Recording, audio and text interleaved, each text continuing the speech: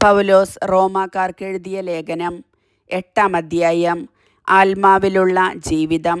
ആകയാൽ ഇപ്പോൾ യേശുക്രിസ്തുവിനോട് ഐക്യപ്പെട്ടിരിക്കുന്നവർക്ക് ശിക്ഷാവിധിയില്ല.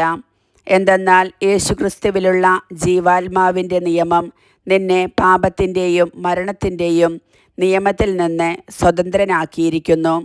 ശരീരത്താൽ ബലഹീനമാക്കപ്പെട്ട നിയമത്തിന് അസാധ്യമായത് ദൈവം ചെയ്തു. അവിടുന്ന് തൻ്റെ പുത്രനെ പാപപരിഹാരത്തിനു വേണ്ടി പാപകരമായ ശരീരത്തിൻ്റെ സാദൃശ്യത്തിൽ അയച്ചുകൊണ്ട് പാപത്തിന് ശരീരത്തിൽ ശിക്ഷ വിധിച്ചു. ഇത് ശരീരത്തിൻ്റെ പ്രവണതകൾക്കനുസരിച്ചു ജീവിക്കാതെ ആത്മാവിൻ്റെ പ്രചോദനമനുസരിച്ച് ജീവിക്കുന്ന നമ്മിൽ നിയമത്തിൻ്റെ അനുശാസനം സഫലമാകുന്നതിനു വേണ്ടിയാണ്. എന്തെന്നാൽ ജഡികമായി ജീവിക്കുന്നവർ ജഡിക കാര്യങ്ങളിൽ മനസ്സ് വയ്ക്കുന്നു. ആത്മീയമായി ജീവിക്കുന്നവരാകട്ടെ ആത്മീയ കാര്യങ്ങളിൽ മനസ്സ് വയ്ക്കുന്നു. ജഡിക അഭിലാഷങ്ങൾ മരണത്തിലേക്കു നയിക്കുന്നു. ആത്മീയ അഭിലാഷങ്ങൾ ജീവനിലേക്കും സമാധാനത്തിലേക്കും. ജഡിക താൽപ്പര്യങ്ങളിൽ മുഴുകിയിരിക്കുന്ന മനസ്സ് ദൈവത്തിൻ്റെ ശത്രുവാണ്. അത് ദൈവത്തിൻ്റെ നിയമത്തിന് കീഴ്പ്പെടുന്നില്ല. കീഴ്പ്പെടാൻ അതിന് സാധിക്കുകയുമില്ല. ജഡിക പ്രവണതകളനുസരിച്ച് ജീവിക്കുന്നവർക്ക് ദൈവത്തെ പ്രസാദിപ്പിക്കുക സാധ്യമല്ല. ദൈവത്തിൻ്റെ ആത്മാവ് യഥാർത്ഥമായി നിങ്ങളിൽ വസിക്കുന്നെങ്കിൽ നിങ്ങൾ ജഡികരല്ല, ആത്മീയരാണ്. ക്രിസ്തുവിൻ്റെ ആത്മാവില്ലാത്തവൻ ക്രിസ്തുവിനുള്ളവനല്ല. എന്നാൽ നിങ്ങളുടെ ശരീരം പാപം നിമിത്തം മൃതമാണെങ്കിലും ക്രിസ്തു നിങ്ങളിലുണ്ടെങ്കിൽ നിങ്ങളുടെ ആത്മാവ് നീതി നിമിത്തം ജീവനുള്ളതായിരിക്കും. യേശുവിനെ മരിച്ചവരിൽ നിന്ന് ഉയർപ്പിച്ചവൻ്റെ ആത്മാവ് നിങ്ങളിൽ വസിക്കുന്നുണ്ടെങ്കിൽ യേശുക്രിസ്തുവിനെ ഉയർപ്പിച്ചവൻ നിങ്ങളുടെ മർത്യശരീരങ്ങൾക്കും നിങ്ങളിൽ വസിക്കുന്ന തൻ്റെ ആത്മാവിനാൽ ജീവൻ പ്രദാനം ചെയ്യും. ആകയാൽ സഹോദരരെ, ജഡിക പ്രവണതകൾക്കനുസരിച്ച് ജീവിക്കാൻ നാം ജഡത്തിന് കടപ്പെട്ടവരല്ല. ജഡികരായി ജീവിക്കുന്നെങ്കിൽ നിങ്ങൾ തീർച്ചയായും മരിക്കും. എന്നാൽ ശരീരത്തിൻ്റെ പ്രവണതകളെ ആത്മാവിനാൽ നിഹനിക്കുന്നെങ്കിൽ നിങ്ങൾ ജീവിക്കും. ദൈവാത്മാവിനാൽ നയിക്കപ്പെടുന്നവരെല്ലാം ദൈവത്തിൻ്റെ പുത്രന്മാരാണ്. നിങ്ങളെ വീണ്ടും ഭയത്തിലേക്ക് നയിക്കുന്ന അടിമത്തത്തിൻ്റെ ആത്മാവിനെയല്ല, മറിച്ച് പുത്രസ്വീകാരത്തിൻ്റെ ആത്മാവിനെയാണ് നിങ്ങൾ കൈക്കൊണ്ടിരിക്കുന്നത്. ഈ ആത്മാവ് മൂലമാണ് നാം ആബാ പിതാവേ എന്ന് വിളിക്കുന്നത്. നാം ദൈവത്തിൻ്റെ മക്കളാണെന്ന് ഈ ആത്മാവ് നമ്മുടെ ആത്മാവിനോട് ചേർന്ന് സാക്ഷ്യം നൽകുന്നു. നാം മക്കളെങ്കിൽ അവകാശികളുമാണ്, ദൈവത്തിൻ്റെ അവകാശികളും ക്രിസ്തുവിൻ്റെ കൂട്ടവകാശികളും. എന്തെന്നാൽ അവനോടൊപ്പം ഒരിക്കൽ മഹത്വപ്പെടേണ്ടതിന് ഇപ്പോൾ അവനോട് കൂടെ നാം പീഡയനുഭവിക്കുന്നു. വെളിപ്പെടാനിരിക്കുന്ന മഹത്വം. നമുക്ക് വെളിപ്പെടാനിരിക്കുന്ന മഹത്വത്തോട് തുലനം ചെയ്യുമ്പോൾ ഇന്നത്തെ കഷ്ടതകൾ നിസ്സാരമാണെന്ന് ഞാൻ കാണുന്നു. സൃഷ്ടപ്രപഞ്ചം ദൈവമക്കളുടെ വെളിപ്പെടുത്തലിനെ ആകാംക്ഷയോടെ കാത്തിരിക്കുന്നു. അത് വ്യർത്ഥതയ്ക്ക് അടിമപ്പെട്ടിരിക്കുന്നു.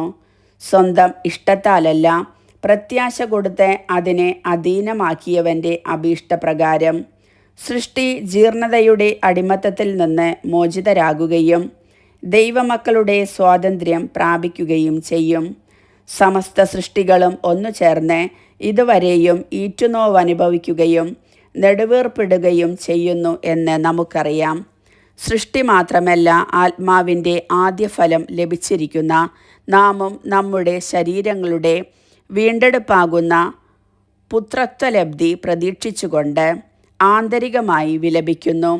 ഈ പ്രത്യാശയിലാണ് നാം രക്ഷ പ്രാപിക്കുന്നത്. കണ്ടുകഴിഞ്ഞാൽ പിന്നെ പ്രത്യാശയല്ല. താൻ കാണുന്നതിനെ ഒരുവൻ എന്തിന് പ്രത്യാശിക്കണം? എന്നാൽ കാണാത്തതിനെയാണ് നാം പ്രത്യാശിക്കുന്നതെങ്കിൽ അതിനുവേണ്ടി നാം സ്ഥിരതയോടെ കാത്തിരിക്കും. നമ്മുടെ ബലഹീനതയിൽ ആത്മാവ് നമ്മെ സഹായിക്കുന്നു. വേണ്ടവിധം പ്രാർത്ഥിക്കേണ്ടതെങ്ങനെയെന്ന് നമുക്കറിഞ്ഞുകൂടാ. എന്നാൽ അവാച്യമായ നെടുവീർപ്പുകളാൽ ആത്മാവ് തന്നെ നമുക്ക് വേണ്ടി മധ്യസ്ഥം വഹിക്കുന്നു. ഹൃദയങ്ങൾ പരിശോധിക്കുന്നവൻ ആത്മാവിൻ്റെ ഇംഗിതം ഗ്രഹിക്കുന്നു. എന്തെന്നാൽ ആത്മാവ് ദൈവഹിതമനുസരിച്ചാണ് വിശുദ്ധർക്കു വേണ്ടി മധ്യസ്ഥം വഹിക്കുന്നത്. ദൈവത്തെ സ്നേഹിക്കുന്നവർക്ക്, അവിടുത്തെ പദ്ധതി അനുസരിച്ച് വിളിക്കപ്പെട്ടവർക്ക് അവിടുന്ന് സകലവും നന്മയ്ക്കായി പരിണമിപ്പിക്കുന്നുവെന്ന് നമുക്കറിയാമല്ലോ. അവിടുന്ന് മുൻകൂട്ടി അറിഞ്ഞവരെ തൻ്റെ പുത്രൻ്റെ സാദൃശ്യത്തോട് അനുരൂപരാക്കാൻ മുൻകൂട്ടി നിശ്ചയിക്കുകയും ചെയ്തു. ഇത് തൻ്റെ പുത്രൻ അനേകം സഹോദരരിൽ ആദ്യജാതനാകുന്നതിനു വേണ്ടിയാണ്. താൻ മുൻകൂട്ടി നിശ്ചയിച്ചവരെ അവിടുന്ന് വിളിച്ചു, വിളിച്ചവരെ നീതീകരിച്ചു, നീതീകരിച്ചവരെ മഹത്വപ്പെടുത്തി. ദൈവസ്നേഹ പാരമ്യം. ഇതിനെക്കുറിച്ച് നാം എന്താണ് പറയേണ്ടത്? ദൈവം നമ്മുടെ പക്ഷത്തെങ്കിൽ ആര് നമുക്ക് എതിരു നിൽക്കും? സ്വപുത്രനെ പോലും ഒഴിവാക്കാതെ നമുക്കെല്ലാവർക്കും വേണ്ടി അവനെ ഏൽപ്പിച്ചു തന്നവൻ അവനോട് കൂടെ സമസ്തവും നമുക്ക് ദാനമായി നൽകാതിരിക്കുമോ? ദൈവം തിരഞ്ഞെടുത്തവരുടെ മേൽ ആര് കുറ്റമാരോപിക്കും? നീതീകരിക്കുന്നവൻ ദൈവമാണ്. ആരാണ് ശിക്ഷാവിധി നടത്തുക?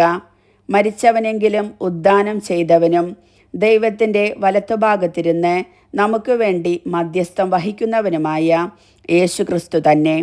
ക്രിസ്തുവിൻ്റെ സ്നേഹത്തിൽ നിന്ന് ആര് നമ്മെ വേർപെടുത്തും? ക്ലേശമോ, ദുരിതമോ, പീഡനമോ, പട്ടിണിയോ, നഗ്നതയോ, ആപത്തോ, വാളോ?